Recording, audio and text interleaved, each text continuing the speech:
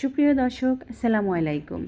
শুরুতে ফারনাস কুকিং হাউসে সবাইকে স্বাগত। ফারনাস কুকিং হাউসে আজকের আয়োজনে থাকবে দুর্দান্ত স্বাদের ডিম আলুর রেসিপি। ডিম আলুর রেসিপিটা এতটাই টেস্ট না বানালে আপনারা কিন্তু মিস করবেন। আপনার বাসায় সদস্য সংখ্যা ৬-৭ জন আছে, কিন্তু বাসায় আছে ৩টি ডিম, আছে একটি আলু। এটা দিয়ে কিন্তু আপনি মজাদার এই রেসিপিটা তৈরি করে নিতে পারেন একদম সহজে। সব সময় একঘেয়েই আলু আর একঘেয়েই ডিম খেতেও কিন্তু ইচ্ছে করে না। আজকে নতুন স্টাইলে আমি আপনাদের সাথে শেয়ার করলাম মজাদার এই ডিম আলু রেসিপিটা। চলুন তাহলে। এখানে আমি তেল দিয়ে দিয়েছি, একটু হলুদ আর একটু লবণ দিয়ে দিয়েছি। যারা অনেকে মনে করেন ডিম দিলে কিন্তু আপনার ডিমটা ফুটে উঠে তেলটা গায়ে ছিটকে পড়ে, তাদের জন্য বলছি এই ডিমটা ভাজার সময় আপনাকে অবশ্যই তেলটা আগে গরম করে নিতে হবে, তারপর লো হিটে আপনার ডিমগুলোকে ভেজে নিতে হবে। তো আমি এখানে 3টি ডিম সিদ্ধ করে নিয়েছি, একদম পারফেক্টলিভাবে সিদ্ধ করে নেওয়ার পরে মাঝখান দিয়ে কেটে নিয়েছি। খুব আলতোভাবে আপনাদেরকে এগুলো উল্টে পাল্টে দিতে হবে। যদি আপনি খুব হার্ডভাবে উল্টান তাহলে সেক্ষেত্রে ডিমের কুসুমটা কিন্তু ছুটে যাবে। এপিট ওপিট করে আমি ভেজে নিয়েছি। এখন ভেজার পরে এগুলোকে তুলে নিচ্ছি। ডিম ভাজার তেলে এখন আমি এখানে দিয়ে দিচ্ছি 1 কাপ পেঁয়াজ কুচি দিয়ে দিচ্ছি। এই ডিমের রেসিপিটাতে এখানে পেঁয়াজ কুচিটাই দিলে কিন্তু সবচেয়ে টেস্ট হবে। তো এখানে দিয়ে দিলাম আপনার 10-12টা কাঁচামরিচ কুচি দিয়ে দিলাম, স্বাদ মতন দিয়ে দিয়েছি লবণ, হাফ চা চামচ দিয়ে দিয়েছি হলুদ গুঁড়ো, আর হাফ চা চামচ দিয়ে দিয়েছি কাশ্মীরি মরিচের গুঁড়া। এটাতে তেমন ঝাল নেই। হাফ চা চামচ দিয়ে দিয়েছি ধনে গুঁড়ো, হাফ চা চামচ দিয়ে দেব জিরে গুঁড়ো। এগুলাকে এখন ভালো করে মিশিয়ে নেব। আর এই মশলাগুলা আমাদের নিত্যদিনের রান্নাতে কিন্তু ব্যবহার করা হয়, এখানে আর কোনো স্পেশাল কোনো মশলাই কিন্তু ব্যবহার করা লাগবে না। এখন আমি এটাকে ভালো করে কষিয়ে নেব। মশলা কষানোর উপরে নির্ভর করবে কিন্তু রান্নার স্বাদটা। এখানে একটু অফ ক্যামেরায় চলে গিয়েছে, আমি একটু আদা বাটা আর একটু রসুন বাটা দিয়েছিলাম হাফ চা চামচ করে। তো 2টি তেজপাতা দিয়ে দিয়েছি, 3-4টা লং দিয়ে দিয়েছি, 3-4টা এলাচ দিয়ে দিয়েছি।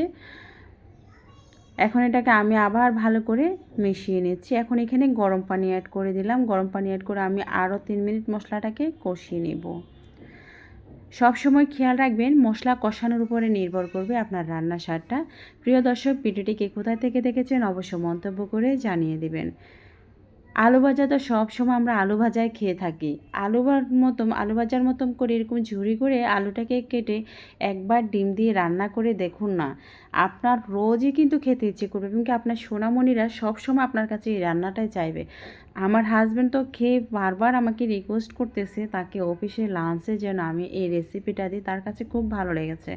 আমরা আলু দিয়ে তো নানাভাবে আপনার তৈরি করে থাকি, ডিম দিয়ে, আবার অনেক সময় বর্তমানে আলু 50 টাকা করে কেজি, তারপর হচ্ছে ডিমেরও অনেক দাম। সেই ক্ষেত্রে পরিবারের সদস্যদেরকে একটা আলুকে এভাবে ঝুরি করে কেটে দিয়ে আপনি মজাদার করে রান্না করতে পারেন। তো আলুটাকে আমি ভালো করে কষিয়ে নিয়েছি। এখন এখানে 1 কাপ গরম পানি অ্যাড করেছি।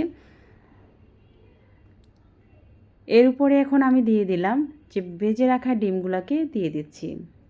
প্রিয় দর্শক, যারা আমার চ্যানেলটিকে সাবস্ক্রাইব করেছেন তাদেরকে অসংখ্য ধন্যবাদ। যারা এখনও করেন প্লিজ আমার চ্যানেলটিকে সাবস্ক্রাইব করে পাশে থাকা বেল বাটনটি ক্লিক করে দেবেন, যাতে পরবর্তী যে কোনো রেসিপি আপনাদের নোটিফিকেশানে পৌঁছে যায়।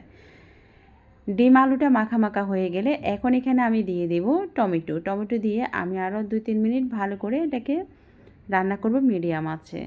যারা আমার ফেসবুক পেজ থেকে দেখেছেন তাদেরকে অসংখ্য ধন্যবাদ। যারা এখন আমার ফেসবুক পেজটাকে ফলো করেনি প্লিজ ডিসক্রিপশন বক্সে আমি লিঙ্কটা দিয়ে দিব, আমার ফেসবুক পেজটাকে ফলো করে দিবেন। স্বাদ বাড়ানোর জন্য এখানে আমি একটি মশলা ব্যবহার করেছি, আর সেই মশলাটা হলো কি জানেন? ভাজা জিরে গুঁড়ো। আপনি রান্নার শেষে ভাজা জিরে গুঁড়োটা দিলে এই রান্নাটা মনে হয় যে স্বাদ আরও দ্বিগুণটাই বেড়ে যায়। কতটা ইয়ামি হয়েছে দেখতে পাচ্ছেন, একেবারে মাখা মাখা। আর এই মাখা মাখা ডিম আলু দিয়ে আপনি 1 প্লেট ভাত খাওয়ার পরে, যারা তো 1 প্লেট ভাত খান তারা কিন্তু 2 প্লেট খাবেন, আর যারা 2 প্লেটে খান তারা কিন্তু 2 প্লেট খাওয়ার পরেও কিন্তু আরেক প্লেট ভাত খেতে ইচ্ছে করবে। এরকম মজাদার রেসিপিটা তৈরি করে নিতে পারেন খুব সহজে, একদম অল্প সময়ে অল্প উপকরণ দিয়ে এই রেসিপিটা করে আপনার পরিবারের তৃপ্তি করে ভাত খেতে পারবেন, যা মাছ মাংসকে ফেল করবে। ভিডিওটি যদি ভালো লেগে থাকে আপনার ফ্যামিলি ফ্রেন্ড সার্কেলদের সাথে শেয়ার করবেন, পরিবার পরিজনদের সাথে শেয়ার করবেন। ভিডিওটি কেমন লাগলো অবশ্যই কমেন্টসে জানিয়ে দিবেন। আপনাদের ভালোবাসা ও অনুপ্রেরণা পেলে আমি আরও নিত্য নতুন রেসিপি তৈরি করার সাহস পাবো। রেসিপিটা কেমন লাগলো অবশ্যই কমেন্টস করে জানিয়ে দিবেন। আরও রেসিপি পেতে চট্টগ্রাম স্টাইলে কালো ভুনা, মেজবানি মাংস, চট্টগ্রাম স্টাইলে নলা রান্নার, পুরান ঢাকার স্পেশাল বিরিয়ানি পেতে আমার চ্যানেলটিকে সাবস্ক্রাইব করেন। আমি লিঙ্কগুলো দিয়ে দেবো, দেখে নিতে পারেন। ধন্যবাদ।